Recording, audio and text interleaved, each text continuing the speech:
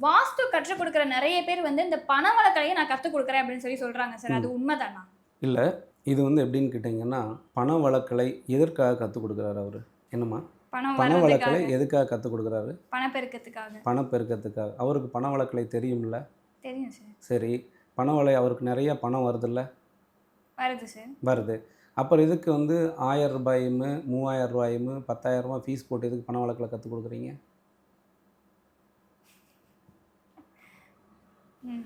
பண வழக்கலை கத்துக் குடுக்குறாரு அப்படின்னாலே, அது முழுக்க முழுக்க ஏமாற்று வேலைம்மா. இப்ப இன்னைக்கு மக்கள் எல்லாமே என்ன நெனைக்கிறாங்கன்னா, ஈஸியா பணம் வரும்னு நெனைக்கிறாங்க. ஈஸியா பணம் வராதும்மா. அதெல்லாம் வந்து வாய்ப்பே இல்லைங்க. நீங்க உழைத்தால் மட்டுமே உங்களுக்கு பணம் கிடைக்கும். அது எந்த வேலையாக இருக்கட்டும். இப்ப நீங்களே வந்து பேசினா தான் பணம் வரும் இங்க உட்காந்து. வீட்ல உட்காந்துட்டா பணம் வராது. அப்ப ஏதாவது ஒரு வேலை செஞ்சா மட்டும் தான், ஏதாவது ஒரு தொழிலோ, இல்லது வேலையோ செய்தால் மட்டும் தான் பணம் அப்படிங்கிறது நம்மட்ட வரும்.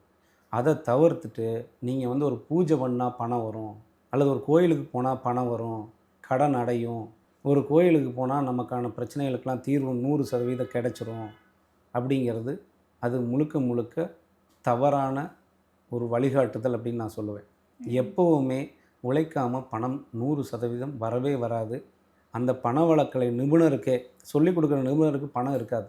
நீங்க வேணா செக் பண்ணி பாருங்க. யார் பணவளக்கலைன்னு ஒருத்தர் சொல்லிக் குடுக்குறாரா, அவர் வந்து பொருளாதாரத்தில் மிகப்பெரிய அளவுல பாதிக்கப்பட்டிருப்பார். கடனாளியாக இருப்பார். இத நீங்க வேணா ஆராய்ச்சி பண்ணி பார்த்துக்கங்க.